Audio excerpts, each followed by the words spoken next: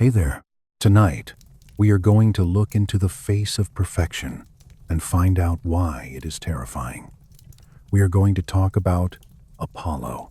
You might think of him as just the god of the sun, a handsome statue in a museum. But the truth is much more complex and much darker. He was the god of music, yes, but he was also the god of the plague. He was the god of healing, but he was also the god who shot arrows of disease into armies.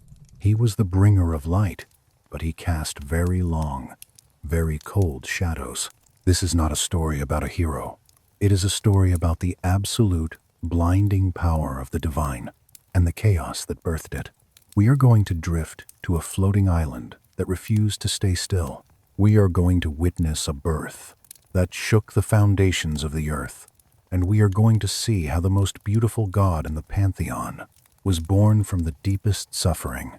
If you find a strange sense of calm in the order of the cosmos, if the idea of a god who balances a lyre in one hand and a bow in the other helps you make sense of the world, then go ahead and gently leave a like and subscribe to join us in the golden light. Now, let the darkness of your room become a comfort. Look at the shadows in the corners. They are soft. They are velvet. Turn off the light. Let the artificial world dissolve. Lie down. Feel the mattress rising to meet you. It is solid. It is the earth holding you up. Pull the covers up to your chin.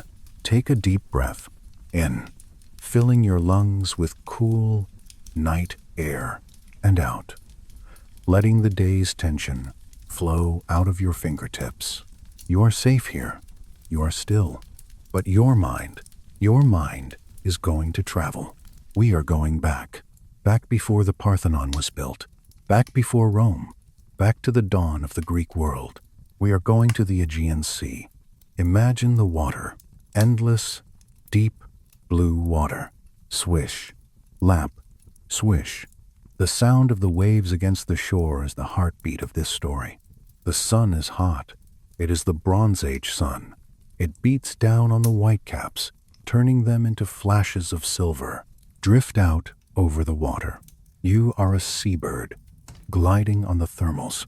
Below you, the islands of the Cyclades are scattered like stones thrown by a giant. But there is one figure moving across this vast, blue expanse. A woman. She is not a mortal woman. She is a titaness.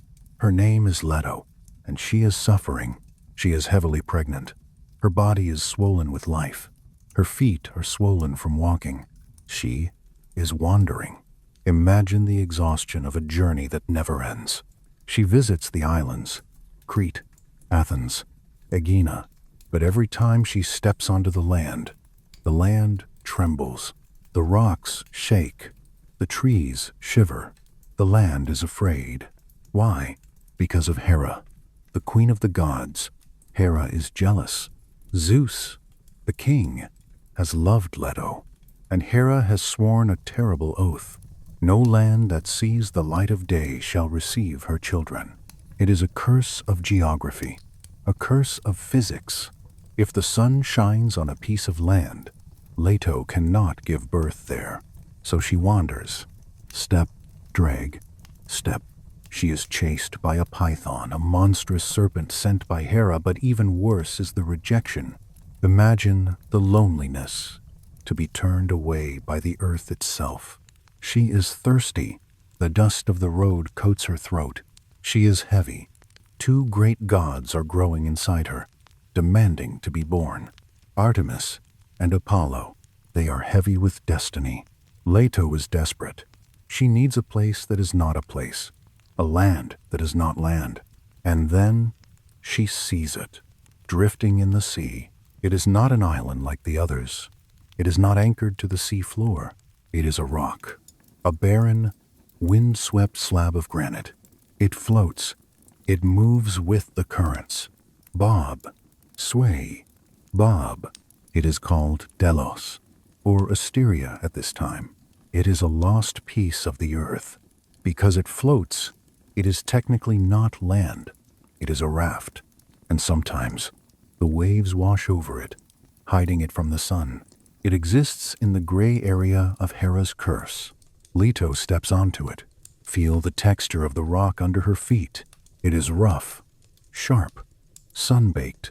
There is no grass here, no soft moss, just stone and sea salt. There is one tree, a single, solitary palm tree, clinging to life in the center of the rock. Leto collapses beneath it. She grabs the trunk of the palm tree. The bark is rough against her hands.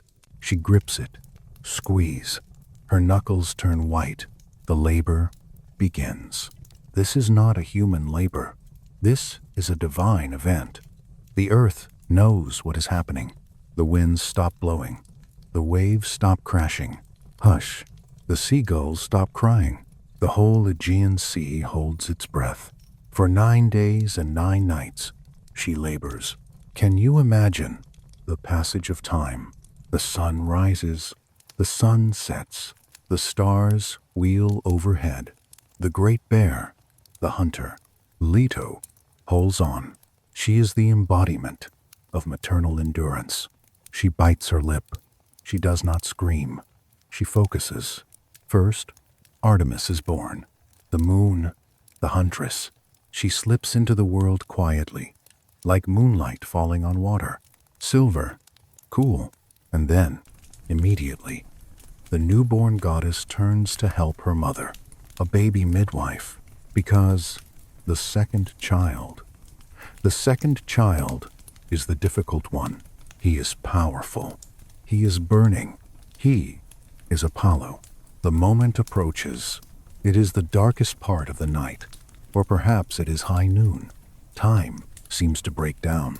Leto pushes. Artemis pulls. And then, a sound. Not a cry, not a wail, but a hum, a vibration.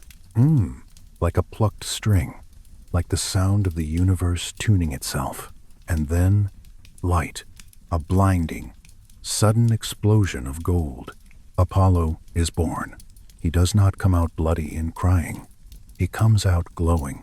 He bursts forth, and the darkness of the womb is replaced by the radiance of the sun. At the exact moment of his birth, something miraculous happens to the island. 4 great pillars of adamant diamond shoot up from the floor of the ocean. Boom, boom, boom, boom. They strike the bottom of the floating rock. They anchor it. The island of Delos stops moving. For the first time in eons, the rock is still. It is fixed. It is sacred. Golden light floods the rock. It is said that the gold covered everything. The stones turned to gold. The leaves of the palm tree turned to gold. The foam of the waves turned to gold. The air smells of ambrosia, sweet, heady, like warm honey and wildflowers. The swans begin to sing. 7 times they circle the island. Whoosh, whoosh, their white wings beating the golden air. Leto releases the palm tree. She looks down. In her arms is not just a baby. It is a force of nature. He has eyes that see everything. Blue, gold, gray, they change like the sky. He is beautiful, terrifyingly beautiful. He is the promise of order in a chaotic world. He is the Kouros, the eternal youth. You are standing there, on the shore of Delos. You can feel the heat radiating from him. It is not a burning heat. It is a warming heat. It warms your skin. It warms your bones. You feel the stability of the island under your feet. The rocking has stopped. The drifting has stopped. The world has an anchor, and his name is Apollo. Let yourself sink into that feeling of stability. The pillars of diamond holding you up. The golden light washing over you. It is a light that clears the mind. It chases away the shadows of anxiety. It chases away the fog of doubt. You are safe on the island. The sea is vast, but the rock is solid. Leto is resting. The baby is sleeping, or waiting. The palm tree sways gently in the breeze. Rustle, rustle. The scent of the sea mixes with the scent of the god. Salt and honey, earth and sky. drift in this golden haze. Let the image of the floating island soothe you. You don't have to go anywhere. You are anchored.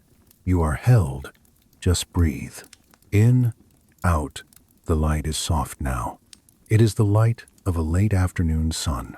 Warm, heavy, relaxing. We will wait here for a moment, watching the young god breathe, watching the history of the world begin. The infant god does not stay an infant for long.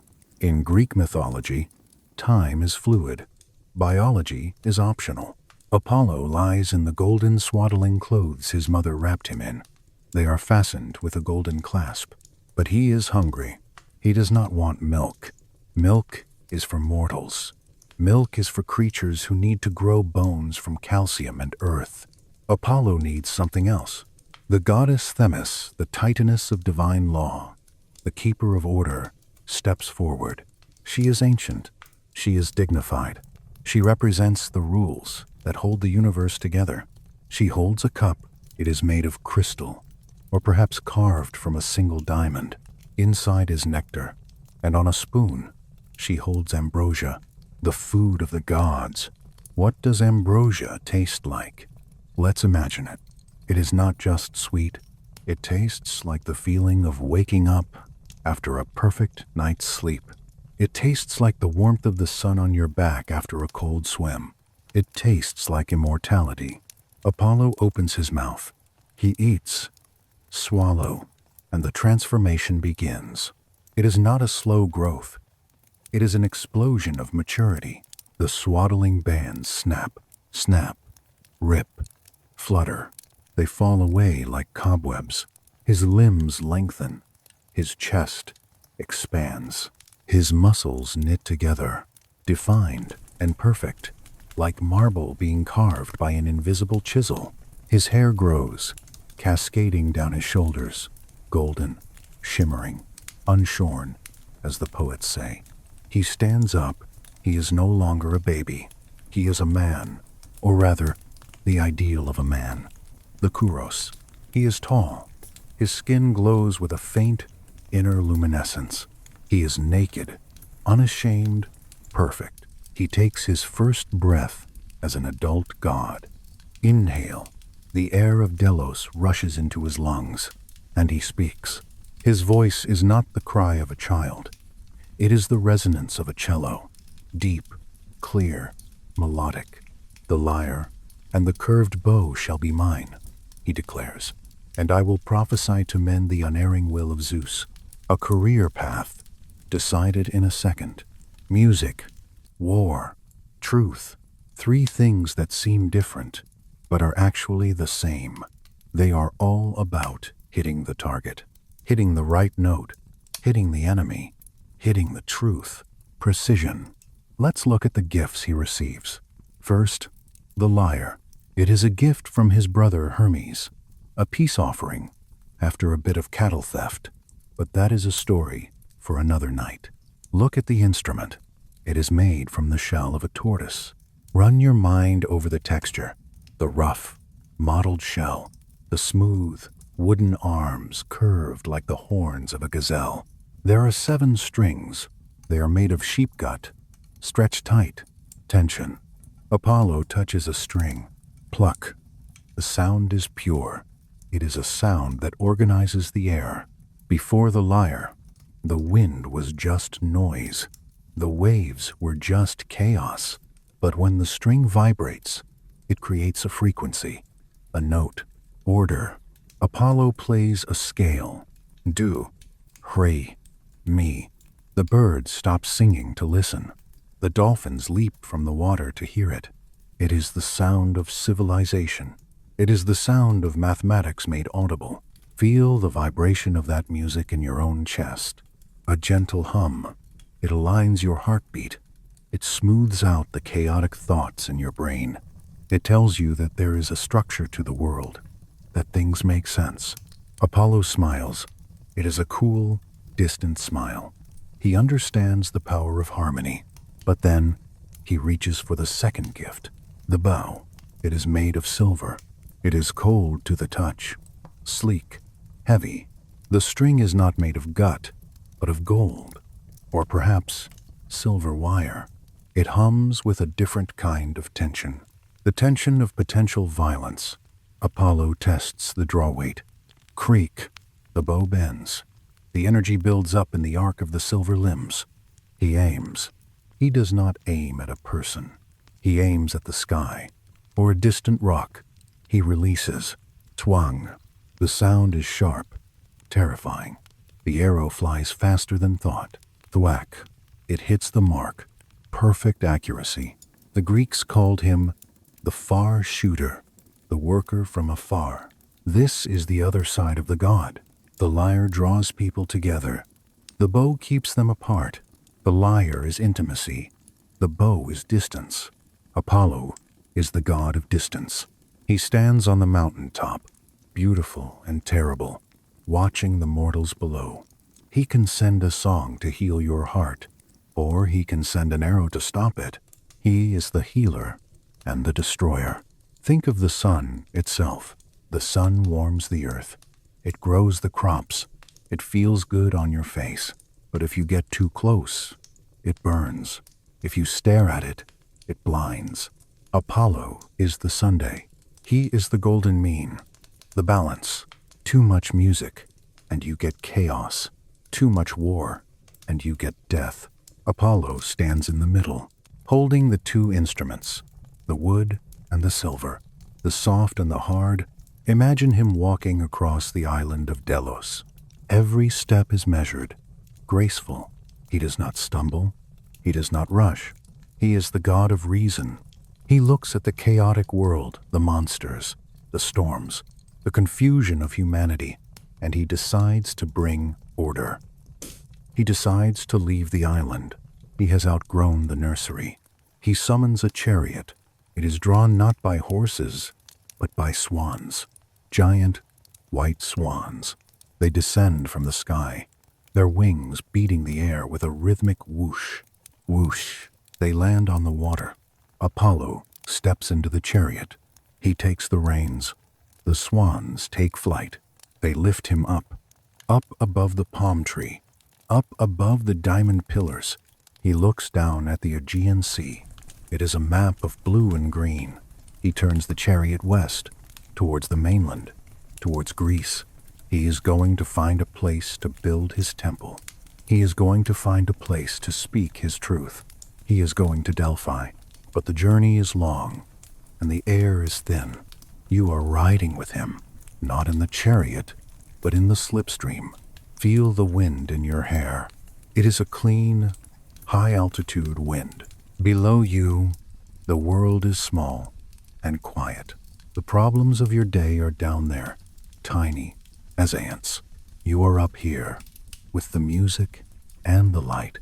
The rhythmic beating of the swan's wings is a lullaby. Beat, glide, beat, glide.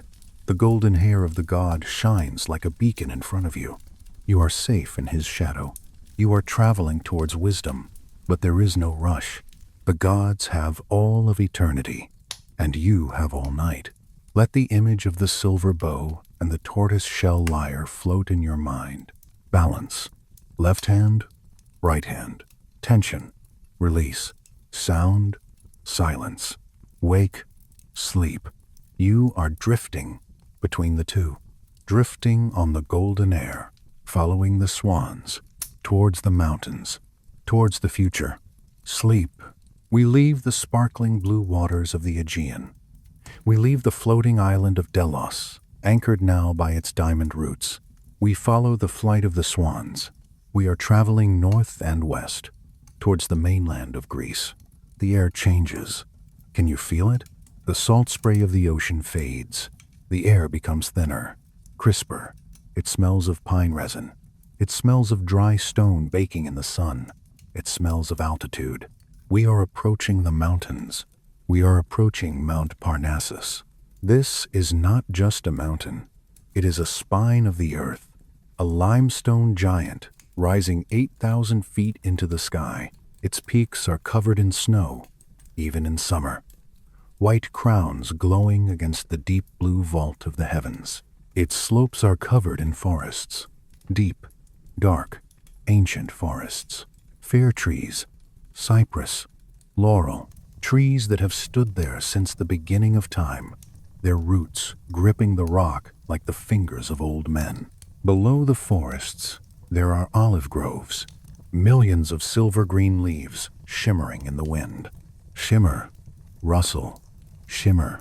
It is a landscape of verticality, of heights and depths. You are gliding over it. Look down. You see a gorge, a deep cleft in the mountain flank, the Phaedriades, the shining rocks, two sheer cliffs that reflect the sun like mirrors. Between them lies a valley, and in that valley lies a mist, a thick, heavy, sulphurous mist that clings to the ground. It does not move with the wind. It sits there, breathing.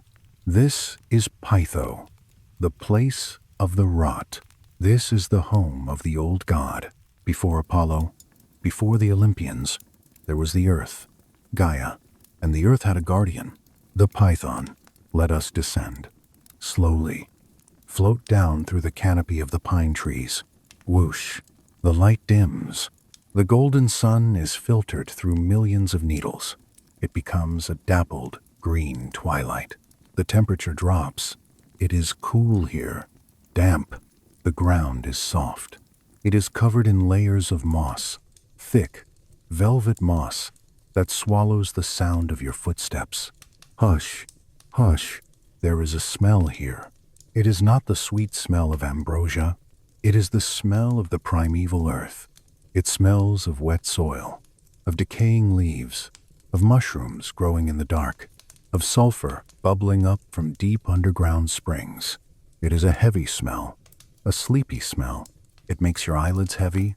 It makes your limbs feel weighted. This is the domain of the Python. The Python is not a monster in the way you think of monsters. It is not evil. It is ancient. Imagine a serpent, but not a normal snake. Imagine a geological feature that breathes. It is coiled around the omphalos, the navel of the world, a white stone that marks the center of the earth. The Python is huge. Its scales are the color of mud, of moss, of granite. It blends in perfectly with the mountain. It is asleep. It has been asleep for eons. Listen to its breathing. Hiss, rattle, hiss. It sounds like steam escaping from a vent. It sounds like the earth itself snoring. It represents the chaos before the order, the mud before the marble, the dream before the awakening. It guards the oracle, but it guards it with darkness. It does not speak clearly. It mumbles. It hisses.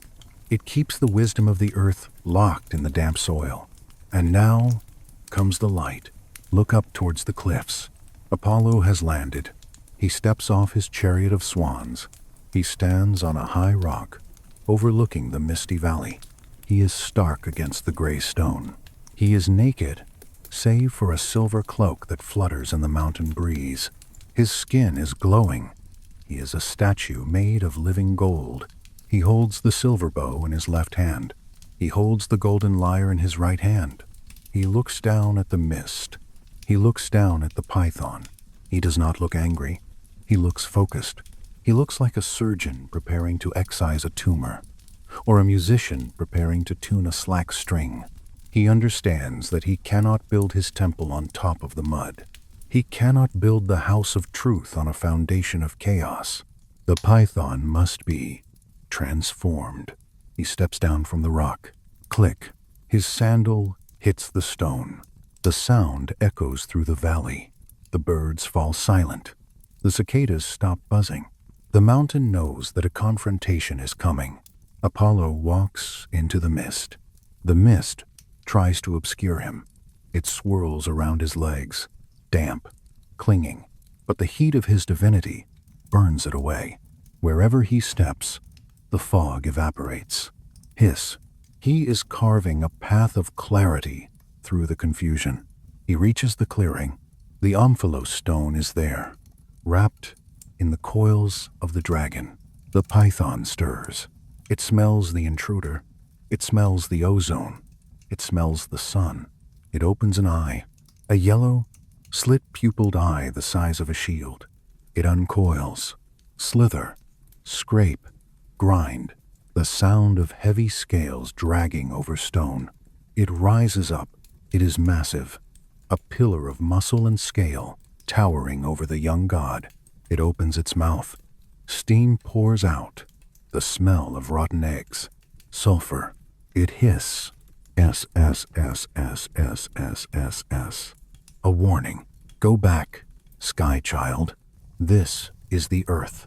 You do not belong here. Go back to the air. Apollo does not speak.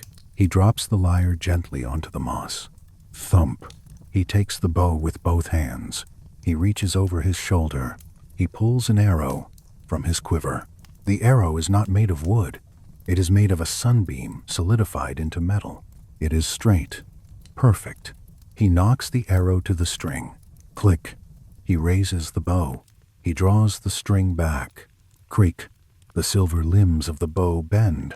The energy of the stars is stored in the arc. He aims. He does not aim at the body. He aims at the mouth, at the darkness inside the beast. The python lunges. It moves fast for something so old. A strike of heavy, wet muscle. Apollo releases. Twang. The sound is not like a normal bow. It is like a harp string snapping. It is a musical note. A high, pure A. The arrow flies. It leaves a trail of golden sparks in the mist. It pierces the air. Thwack. It hits the python, but it does not kill with blood. It kills with light. The arrow explodes inside the beast. Flash. A burst of radiance. From the inside out, the python rears back. It screams. But the scream is not a sound of pain. It is the sound of steam escaping. The beast falls. Crash. The ground shakes. The trees tremble. The great coils thrash against the earth. Thump, thump, thump, flattening the bushes, crushing the ferns. And then, stillness. The python lies dead. But look closely. It is not rotting in the normal way. It is dissolving. The body of the beast is sinking into the earth. It is melting back into the mud from which it came. It is becoming the rot, the pytho. But this rot is not useless. It is fertilizer. It will feed the roots of the laurel trees. It will feed the vapors of the oracle. Apollo has not just killed the beast. He has integrated it. He has pushed the chaos underground, where it belongs, so that order can be built on top of it.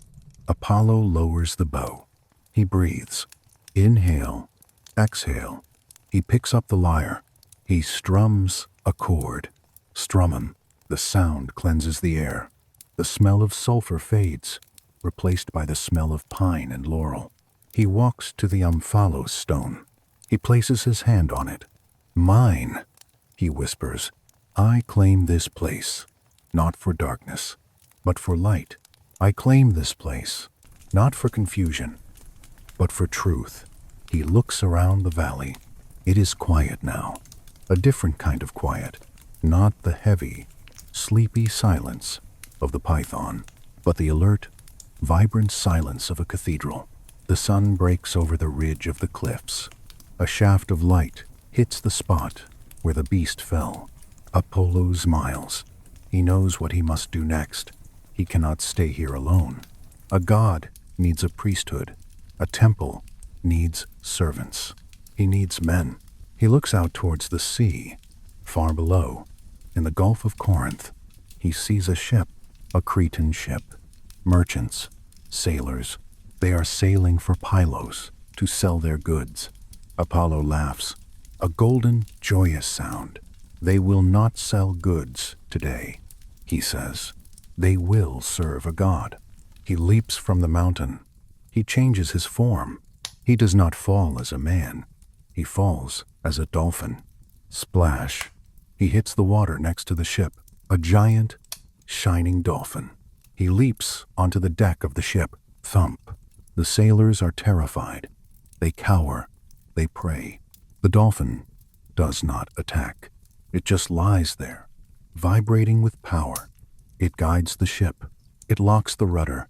It fills the sails with a divine wind. Whoosh! The ship turns. It moves away from Pylos. It moves towards the port of Chrysa, below the mountain. The sailors try to fight the helm, but the ship has a mind of its own. They are being hijacked by destiny. They sail into the harbor. The dolphin leaps off the deck. In midair, it shimmers, flash, and Apollo stands on the beach, glorious, tall, playing his lyre. The sailors fall to their knees in the sand. "Who are you?" they ask. "I am Apollo Delphinios," he says. "Apollo of the dolphin. Follow me." And they do. They leave their ship. They leave their cargo. They leave their old lives behind. They follow the god up the winding path, up the mountain, through the olive groves, through the pine forests. Step, step, step. It is a long climb. Their legs burn. Their lungs ache. But the music of the lyre pulls them upward. They reach the valley of the Python. They see the Omphalos. "Here," Apollo says, "here you will build my temple. Here you will guard my oracle. You will never return to the sea. But you will hold the secrets of the world." The sailors look at the valley. It is beautiful. It is terrifying. It is sacred. They bow. "We serve," they whisper. And so, the transition is complete. The lair of the snake has become the sanctuary of the god. The chaos has become architecture. Imagine the temple rising. It did not happen in a day, but in the dream time of the myth, it rises now. White marble columns, Doric order, strong, simple, perfect. They rise out of the gray rock. Clink, clink, clink, clink. The sound of chisels, the sound of construction. A roof of cedar wood, doors of bronze, inscriptions carved into the stone vestibule. Know thyself. Nothing in excess. Maxims of reason, maxims of balance. Apollo sits inside the Adyton, the inner sanctum. He is no longer fighting. He is resting.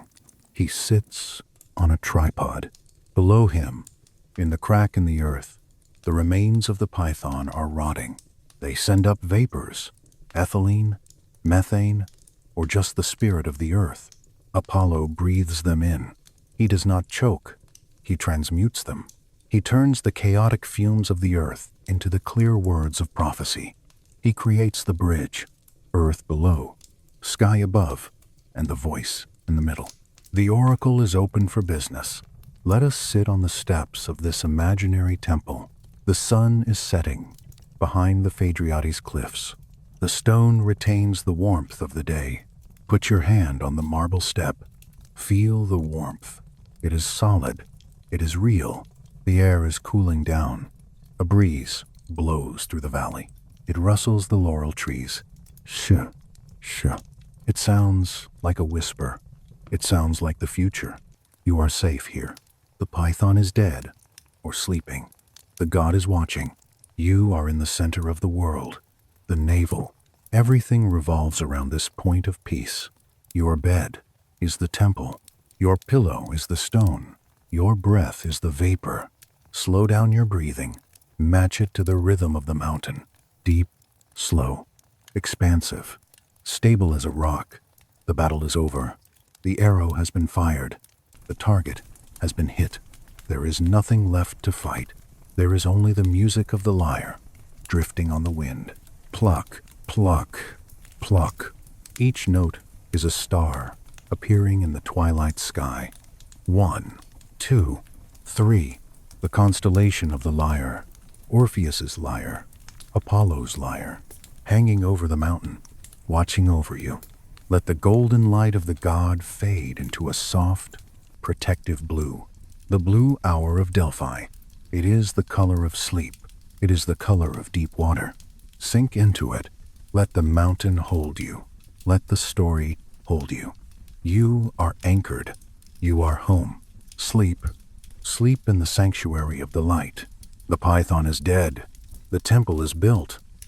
The chaotic energies of the earth have been contained beneath a floor of polished limestone. Now, the silence of the mountain is broken by a new sound. Not the scream of a beast, not the clang of construction, but the shuffle of feet, thousands of feet, sandals on stone, bare feet on dust. We are moving forward in time. Centuries have passed since Apollo claimed the valley. It is the height of the Golden Age. We are going to walk the sacred way. Imagine the heat. It is high noon in July. The sun, Apollo himself, is a hammer of gold striking the anvil of the earth. The air shimmers. It distorts the vision. The heat waves rise from the marble like transparent ghosts. You are a pilgrim. You have traveled for weeks to get here. You have walked from Athens, or sailed from Ionia, or ridden from Sparta. You have a question burning in your chest. A question that keeps you awake at night. Will my child survive? Should I plant the olive grove? Will the Persians invade? Who am I? The heavy questions of existence. You are walking up the winding path that zigzags up the slope of Mount Parnassus. Feel the dust coating your skin. It is a fine, white, chalky dust. It settles in the creases of your elbows. It dries your lips. The path is steep. Your calves burn. Your breath is short. This is by design. The climb is a purgation. You are sweating out the profane world. You are leaving the ordinary life down in the valley. On either side of the path, there are statues, hundreds of them. Bronze warriors with hollow eyes, marble horses frozen in mid-gallop, golden tripods gleaming in the sun. These are the treasuries, small buildings filled with the wealth of cities. The treasury of the Athenians, the treasury of the Siphnians. They are beautiful, but you do not look at them. You look up towards the great temple of Apollo. It looms above you. 6 massive Doric columns on the front, 15 on the sides, white, blindingly white against the gray cliffs of the Phaedriades. It looks like a crown placed on the head of the mountain. But before you can enter, you must wash. You cannot bring the dust of the road into the house of the god. You stop at the Castalian spring. It gushes from the rock at the base of the cliffs. The water is sacred. It comes from deep inside the mountain, filtered through miles of limestone. It is cold, shockingly cold. You step into the basin. Splash. The water hits your skin. It makes you gasp. It constricts your capillaries. It wakes up every nerve ending in your body. You wash your hands. You wash your face. You wash your feet. Scrub. Rinse. Shiver. The dust washes away. The sweat washes away. You are clean. You are cold. You are awake. This is the first step of the ritual, the physical purification. You put on a wreath of laurel leaves. The leaves are dark green, glossy, stiff. They smell sharp and spicy. The smell of Apollo. You are now ready to ascend the final steps. You reach the temple forecourt. It is crowded. There are priests in white robes. There are goats, sacrificial animals, chewing nervously on tufts of grass. There is a strange tension in the air, a vibration. The priests are conducting the test. They sprinkle cold water on a goat. Splash. They watch. Does the goat shiver? If it shivers, it means Apollo is present. It means the god is willing to speak. The shiver is the signal. If the goat stands still, the oracle is closed. Go home. Come back next month. Today, the goat shivers, shake, rattle, bleat. A ripple of relief goes through the crowd. The god is here. The channel is open. You pay your fee, a silver coin, a Polanos cake. You wait your turn. The waiting is part of the trance. You stand in the shadow of the columns. The sun is blocked. The air is cooler here. You trace the inscriptions carved into the stone vestibule. Know thee Seoton. Know thyself. Medenagon. Nothing in excess. You read them over and over. They are not commands. They are warnings. Before you ask the god a question, You must know who is asking. Are you asking out of greed? Out of fear? Out of love? The stone absorbs your anxiety. The cue moves forward, slowly. Shuffle, pause, shuffle, pause. You are getting closer to the doors. Great, heavy doors of cedar wood and bronze. They are open. Inside, it is dark.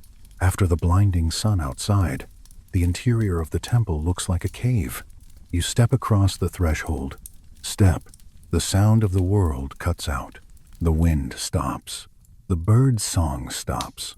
The chatter of the pilgrims stops. There is only a heavy, sacred silence. Smell the air inside.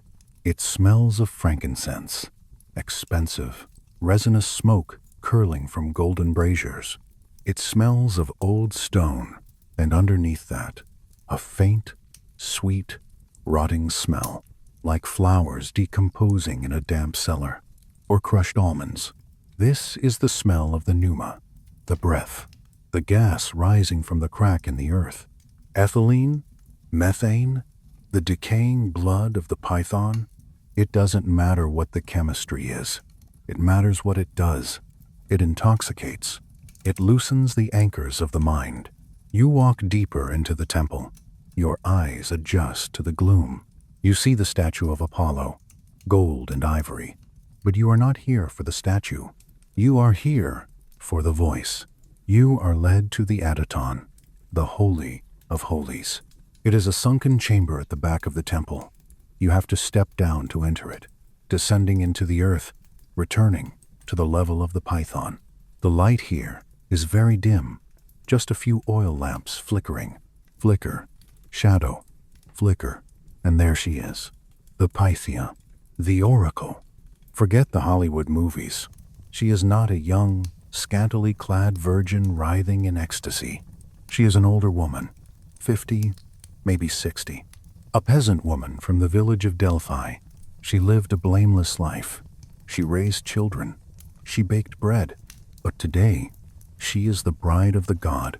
She is wearing a long, simple dress. Her gray hair is covered by a veil. She sits on a tripod, a three-legged stool made of bronze. Why 3 legs? Because 3 is stable. Because 3 represents the past, the present, and the future. She sits perched over a chasm, a literal crack in the rock floor. You cannot see the bottom of the crack. It goes down into the roots of the mountain. From this crack, the vapor rises. You can see it, a faint, blue-gray mist. It curls around her legs. It wraps around the tripod. It rises to her face. She holds 2 things. In one hand, a branch of laurel. In the other, a bowl of water from the Cassotis spring. She is staring at nothing. Her eyes are unfocused. The pupils are dilated. She is rocking, back and forth, back and forth. Rock, sway, rock, sway. A metronome of flesh. The priests stand around her. The prophets. They are holding tablets and styluses. They are ready to write. You are brought to the edge of the Adaton. You are not allowed to speak directly to her. You whisper your question to the priest. Will I find peace? You whisper. The priest repeats it. Apollo, Lord of the silver bow. This mortal asks, will he find peace? The name of the god echoes in the small stone chamber. Apollo, Apollo, Apollo. The Pythia stops rocking. She stiffens. She inhales. Gasp. A long, shuddering breath. She is breathing in the gas. She is breathing in the god. Her head snaps back. Her hand grips the laurel branch so tight the leaves crush. The scent of bay leaf explodes into the air. Sharp, green, her mouth opens. But the voice that comes out is not the voice of an old peasant woman. It is not a human voice. It is a sound like grinding stones, like wind in a cavern, like the sea crashing in a cave. It is a timbre that vibrates in your teeth. She speaks, but she does not speak in prose. She speaks in poetry, dactylic hexameter, the rhythm of the epic. the rhythm of the heartbeat. Doom-da-da, doom-da-da, doom-da-da. The words tumble out. They are fast. They are garbled. They are dense. She is channeling a stream of information that is too big for a human brain. It is like trying to pour the ocean into a cup. It spills over. She speaks of wooden walls. She speaks of sewn teeth. She speaks of rivers of silver. She is seeing the timeline of the universe all at once. Past, present, future. All overlapping. She is in the timeless state. To her, you are already dead. You are already born. You are already happy. You are already sad. It is all happening now. The priests are scribbling furiously. Scratch, scratch, scratch. Stylus on wax. They are trying to catch the words before they evaporate. They are the translators. They turn the raw noise of the divine into the structure of human language. The Pythia shudders again. A long exhale. She slumps forward. The tension leaves her body. The god has left. The connection is broken. She is just an old woman again. Tired, confused, smelling of smoke. She takes a sip of water from the bowl. Her hand shakes. The priest turns to you. He hands you a tablet. Or he speaks the answer. If you seek peace, you must first plant the seed of war against your own shadows. Or something equally cryptic. It is a riddle. Apollo does not give answers. He gives keys. You have to find the lock yourself. You take the answer. It feels heavy in your mind. You back away. You bow to the darkness. You bow to the woman. You bow to the smoke. You climb the steps out of the Aditon. Step, step, step. You walk back through the long nave of the temple. You step across the threshold, and you are back in the world. The sun hits you. Blend. It is dazzling. The noise of the cicadas rushes back into your ears.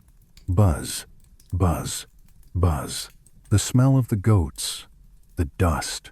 It feels like waking up from a deep, vivid dream. You walk down the sacred way. You are descending now. Gravity is pulling you down, but you feel lighter. You have looked into the abyss. You have heard the voice of the earth. You sit on a stone bench overlooking the valley. The sun is setting. The blue hour returns. The valley of Plaistos is filled with shadow. The olive trees are dark pools of ink. The cliffs above you glow pink and violet. You hold the riddle in your mind. You turn it over and over. And as you sit there, watching the stars come out over Delphi, you realize something. The answer doesn't matter. The journey mattered. The purification mattered. The silence mattered. The act of asking, that was the answer. You came to find out the future, but you learned about the present. Know thyself. The words on the temple wall echo in your head. That is the true prophecy. The only mystery worth solving is you. Let the scene fade. Let the white columns dissolve into the mist. Let the smell of incense drift away. You are back in your room, but the feeling of the temple is still with you. The heaviness of the stone, the coolness of the shadow, the rhythm of the hexameter. Dum-da-da, dum-da-da. It is a lullaby. Your breathing matches the rhythm. Slow, deep, measured. You have visited the oracle. You have been purified. Your mind is clean. The questions that kept you awake, they are small now. They are just ripples on the surface of the water. Deep down, in the Aditon of your soul, there is silence. There is peace. The tripod is empty. The god is sleeping. And you can sleep too. Drift on the vapors. Drift on the smoke. Drift into the future, which is just another name for the morning. Sleep. We leave the stone steps of Delphi. We leave the smoke of the frankincense and the ordered, geometric shadows of the Doric columns. We are traveling east, across the Aegean Sea, into the wild heart of Asia Minor, to the land of Phrygia. The landscape changes. Gone are the terraced olive groves. and the logical architecture of the Greeks. Here, the world is older, wilder, untamed. The forests are deep and tangled. Oaks, pines, and plains trees grow together in a chaotic embrace. Vines choke the trunks. Moss hangs from the branches like the beards of ancient giants. The air is humid. It smells of loam. It smells of musk. It smells of sap bleeding from wounded bark. Drip, drip, rustle. This is not the domain of the city-states. This is the domain of the satyrs, creatures of the earth, half man, half goat, shaggy legs, cloven hooves, horns curling from their foreheads. They are the spirits of the untamed impulse. They drink unmixed wine. They dance until they collapse. They sleep on the bare ground. And among them lives one named Marsyas. Marsyas is not a bad creature. He is simple. He loves the forest. He loves the sound of the wind in the leaves. One day, he is walking through a clearing. The grass is high, reaching his waist.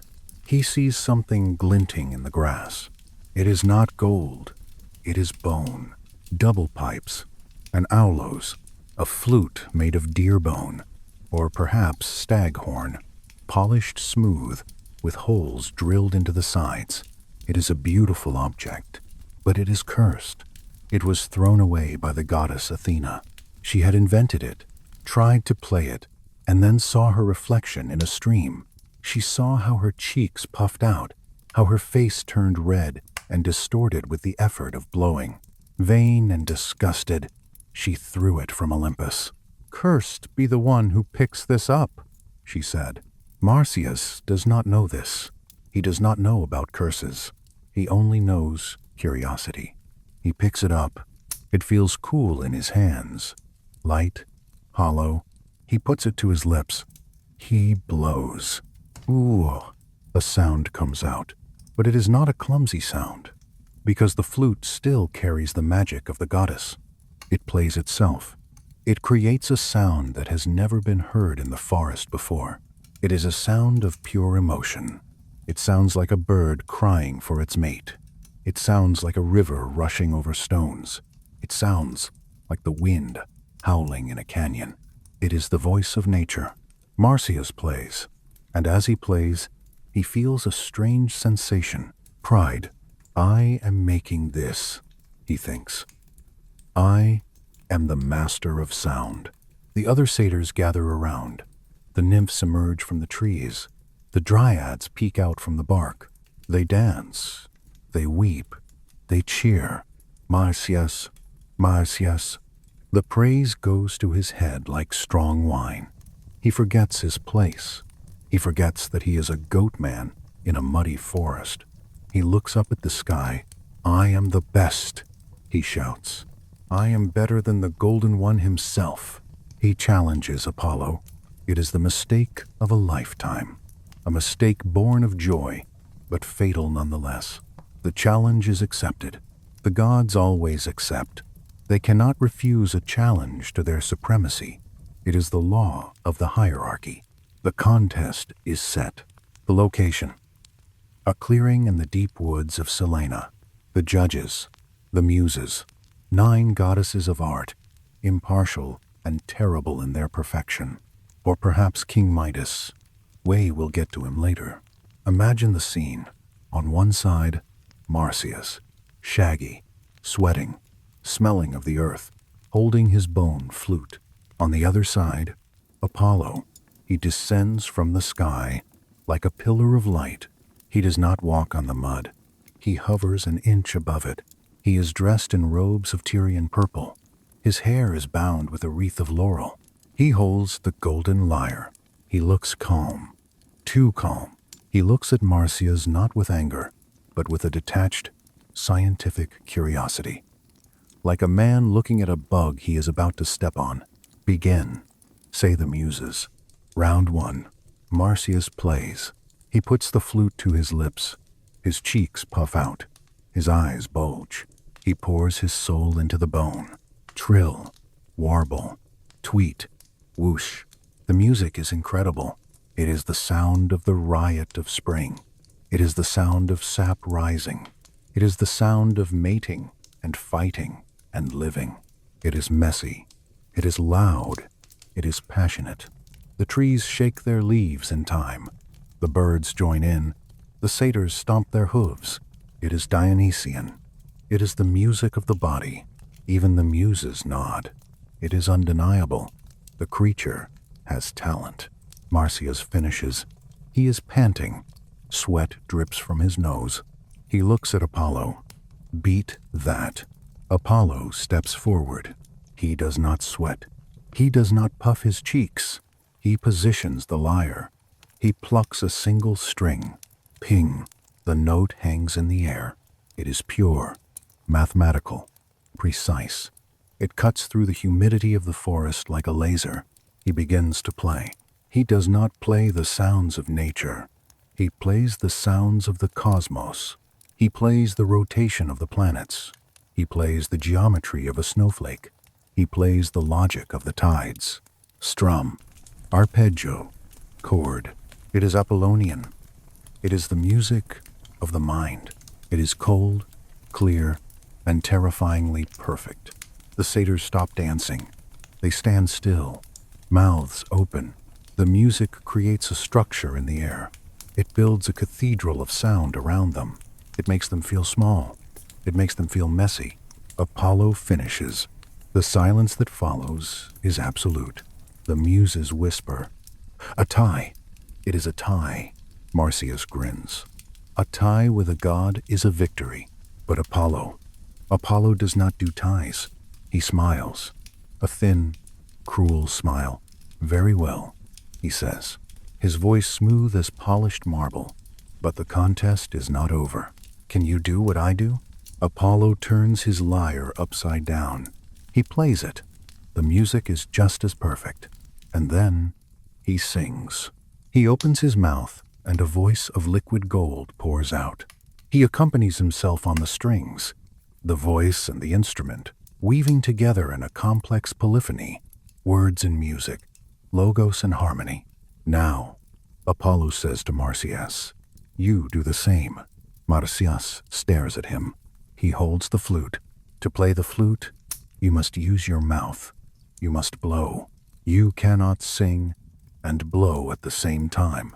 It is physically impossible. The game was rigged from the start. The intellect, the lyre, beats the breath, the flute. Marsyas lowers his instrument. His hands shake. He knows. He looks at the muses. They look away. They know the rules. Apollo wins, they declare. The forest goes quiet.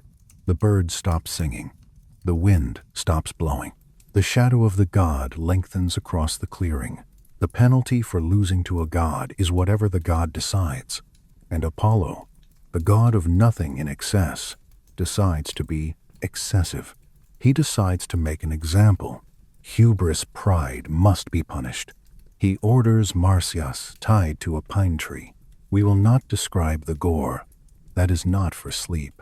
We will describe the transformation. Imagine Marsyas bound to the rough bark. He does not scream. He weeps. He cries for his forest. He cries for his music. And the satyrs cry with him. The nymphs cry. The earth itself cries. The tears fall. Drip. Splash. Gurgle. Millions of tears. They pool on the ground. They soak into the soil. They find the roots of the pine tree. Apollo watches. He does not stop it. But he does not relish it. He is simply the executioner of fate. The tears rise. They become a stream, then a brook, then a river. The body of Marsyas dissolves. He loses his shape. He loses his pain. He becomes water. He flows. He flows over the rocks. He flows through the reeds. He becomes the river Marsyas, a river that flows through Phrygia to this day. And it is said that the river makes a sound, a flute-like sound, burble, trill, rush. When the wind blows, the river sings. It sings of the contest. It sings of the beauty that was too wild for the gods. The punishment becomes a memorial.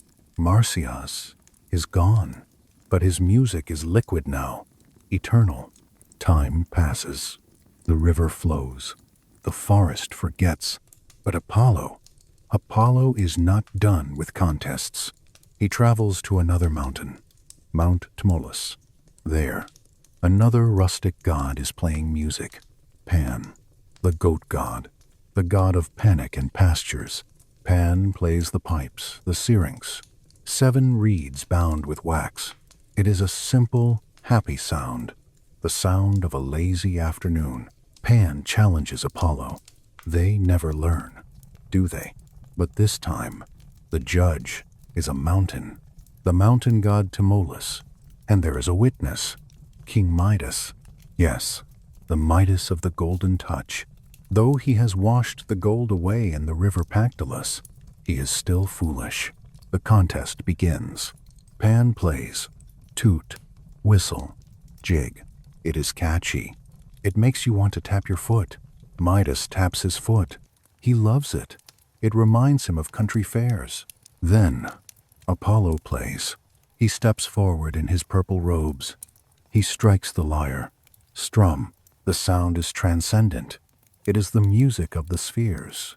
The mountain Tmolus bows his heavy, forested head. Apollo is the victor. The mountain rumbles.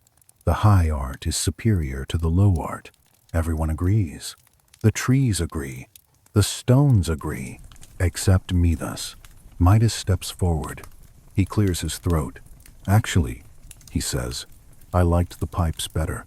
They were catchy. Silence. Apollo turns his head slowly. He looks at Midas. He looks at the ears that heard the divine music and preferred the noise. You do not have ears fit for a king, Apollo whispers. You have ears fit for an ass. He reaches out. He touches Midas's head. Stretch, pull, fur. Midas feels a tingling, a burning. His ears grow. They shoot up. They become long, pointed, gray, fuzzy. They swivel. Donkey ears. Apollo vanishes.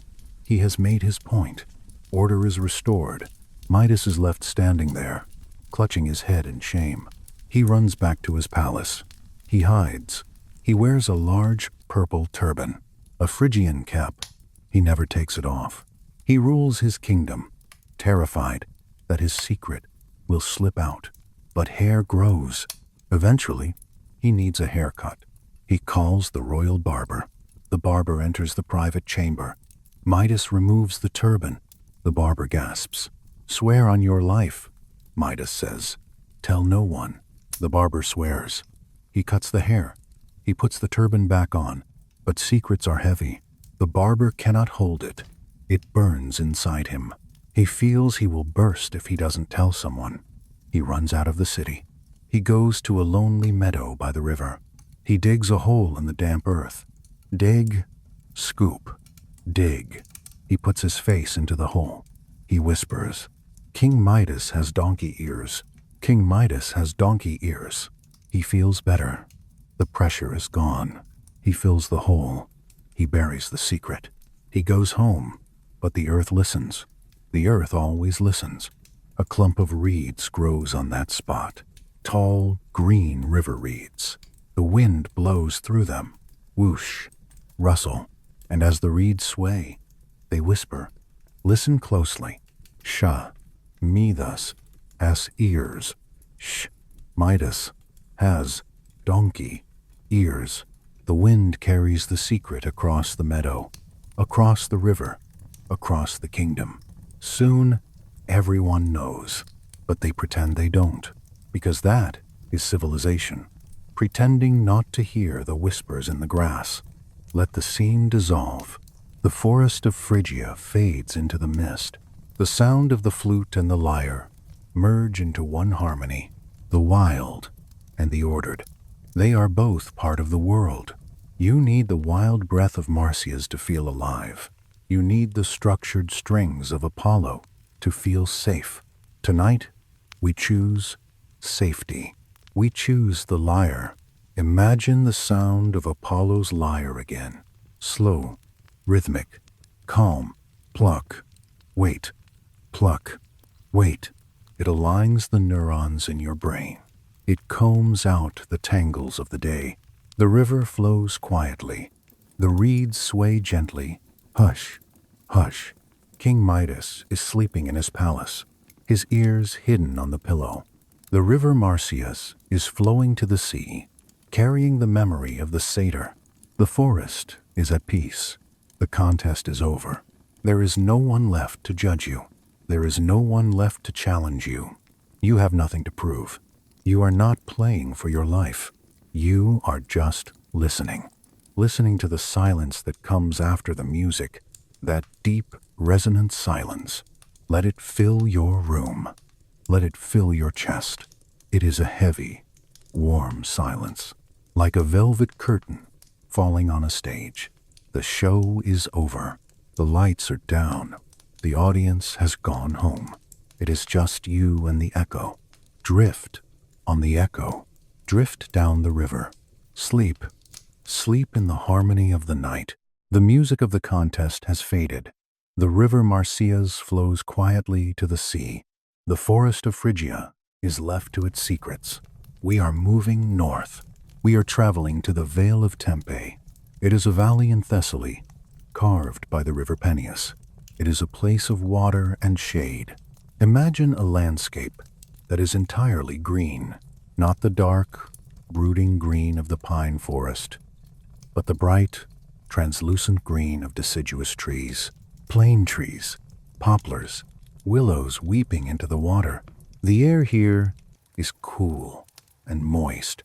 It smells of river mud, of mint growing on the banks, of wet stones. Splash, gurgle, rush. The river is the father of this place, Peneus, an old, sleepy river god who spends his days lying on a bed of pebbles, watching the clouds drift by. His daughter is Daphne. She is a nymph, a naiad. She is as wild as the river, and as elusive as the mist that rises from it in the morning. She does not care for cities. She does not care for marriage. She does not care for the heavy, golden robes of queens. She cares for the woods. She wears a tunic of simple saffron. Her hair is unbound, floating behind her like a dark cloud. She hunts. She runs. She is free. She is content in her solitude. But solitude is a fragile thing when the gods are watching. Enter Apollo. He is fresh from his victory over the python. He is fresh from his musical triumph. He is glowing. He is proud. He walks through the woods, his silver bow in his hand. He feels invincible. He sees a small figure sitting on a rock. It is Eros, Cupid, the god of love. But this is not the chubby cherub of Valentine's cards. This is the primordial Eros, old, dangerous. He is sharpening his arrows. Apollo laughs. "What are you doing with those toys, boy?" he asks. "Leave the archery to the masters. I have slain the serpent. I have mastered the target. Your arrows are for children. It is a fatal error. Never insult the god of love." Eros does not laugh. He looks at Apollo with eyes that are older than the stars. "Your arrow may pierce the serpent, Apollo," he says softly, "but my arrow pierces the god." Eros flies up. He hovers on golden wings. He reaches into his quiver. He pulls out 2 arrows. Look at them closely. The first arrow is tipped with gold. It is sharp, shining, burning. This is the arrow of obsession, the arrow of fire. The second arrow is tipped with lead, dull, heavy, blunt, gray. This is the arrow of revulsion, the arrow of ice, the arrow that makes you want to run away. Eros takes aim. He draws the string back. Twang! The gold arrow flies. It hits Apollo. It does not break the skin. It dissolves into his chest. Flash. Apollo gasps. Suddenly, the world changes. The colors become too bright. His heart starts to hammer. Thump, thump, thump, thump. A desperate, burning longing fills him, a hunger that cannot be sated by ambrosia. He looks around. He needs something, someone. Eros turns. He aims the lead arrow.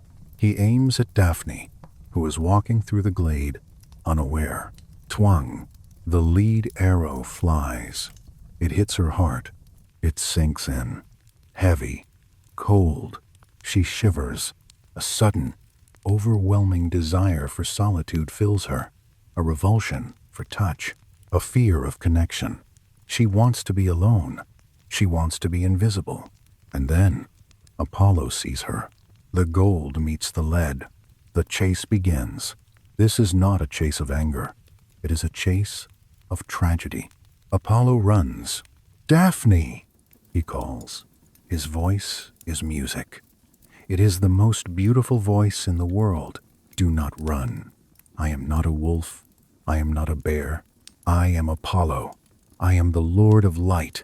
But to Daphne, the voice is terrifying. It sounds like a cage closing. It sounds like the end of her freedom. She runs. Imagine the sensation of running in a dream.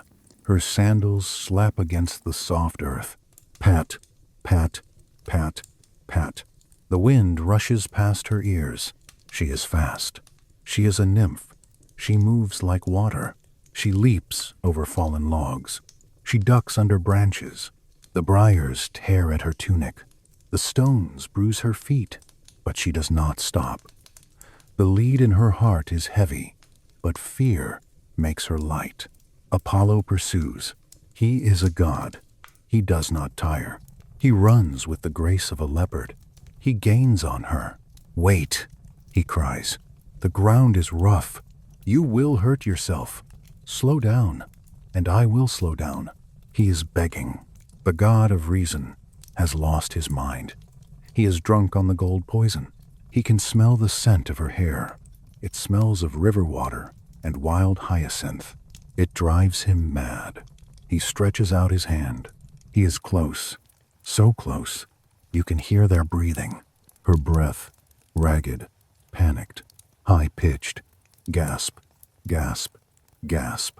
His breath, deep, powerful, rhythmic, in, out, in, out. The distance between them shrinks.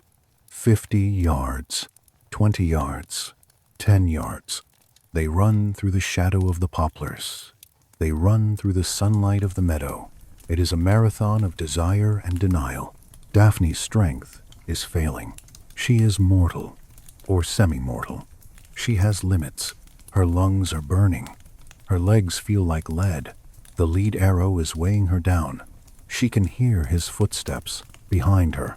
Crunch, crunch, crunch. She can feel the heat radiating from his divine body.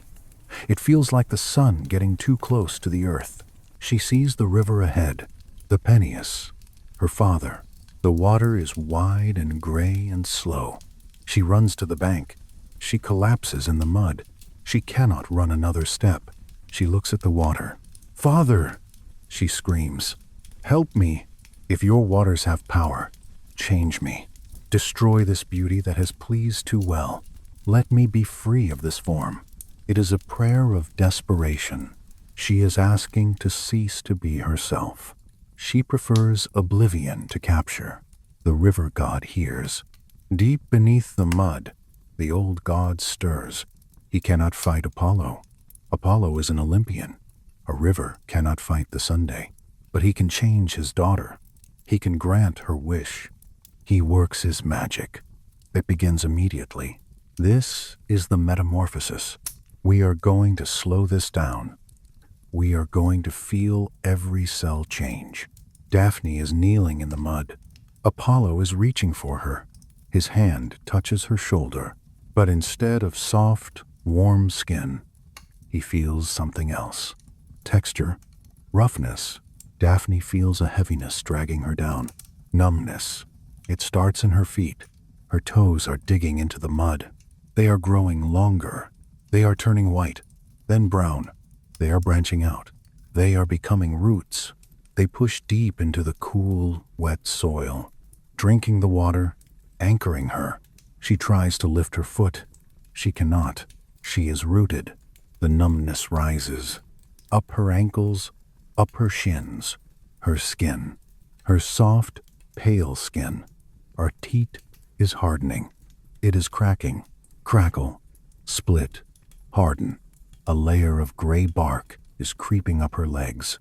It feels like a thick, warm blanket being pulled up. It protects her. It shields her. It covers her knees. It covers her thighs. Apollo stops. He stares. He watches the bark engulf her waist. It moves fast, like a tide rising.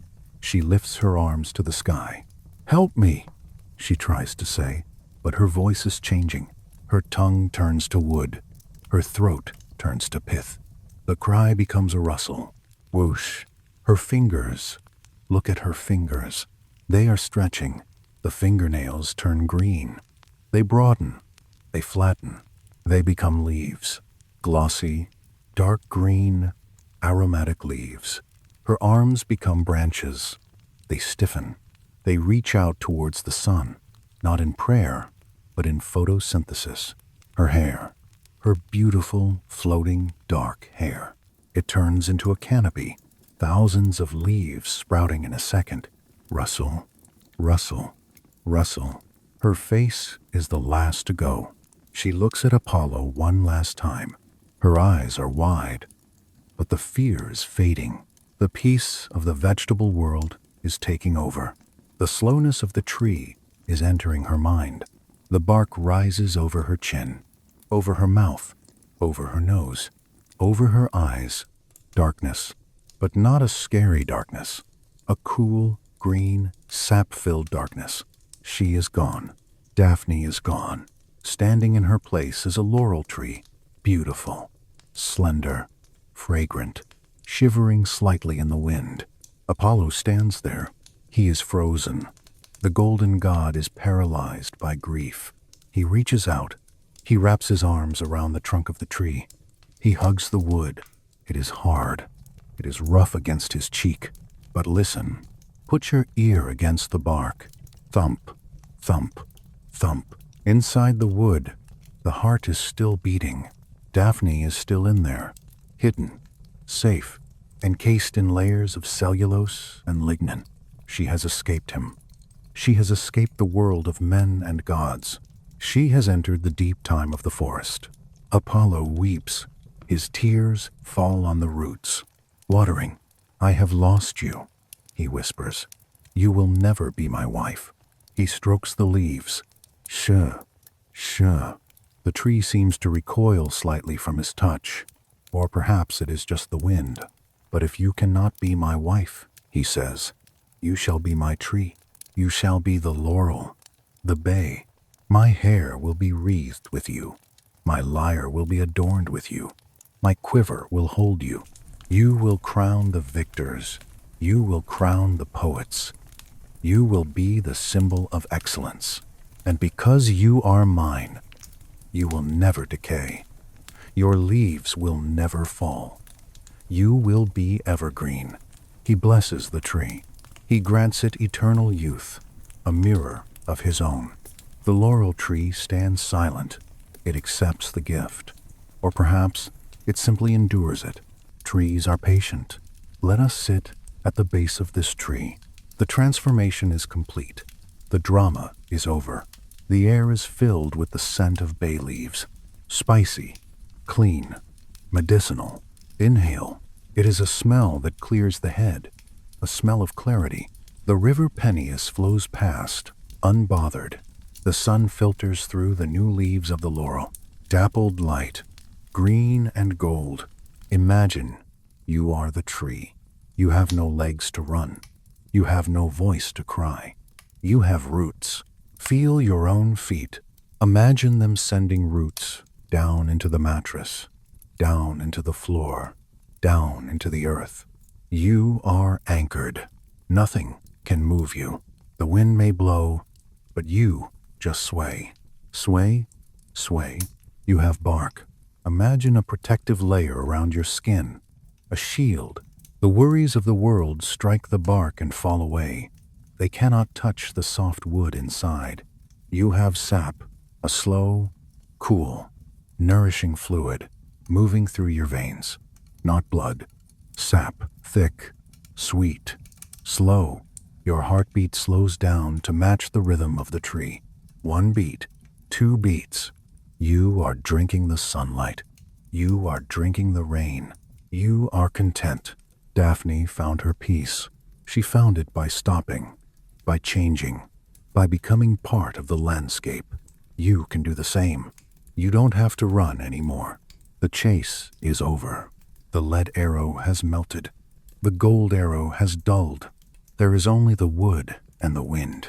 The forest surrounds you. Millions of trees, standing guard, breathing out oxygen, breathing in peace.